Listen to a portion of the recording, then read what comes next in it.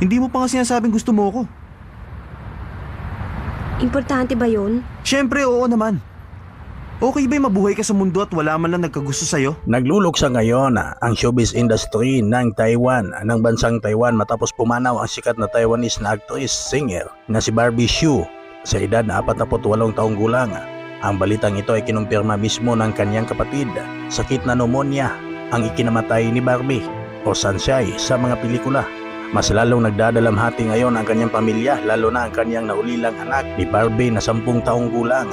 Sino ba naman ang hindi makakakilala sa Taiwanese actress singer dahil sa kanyang pagganap noong 2001 sa isang TV series na Meteor Garden na nagpakilig sa batang 90s kasama na ang mga aktor na si Jerry Yan, Vic Chu, Ken Chu, Vanish Wu at 2009 naman nang gumawa sila ng TV series na Boys Over Flower na mas lalong nagpakilig sa kanilang fans.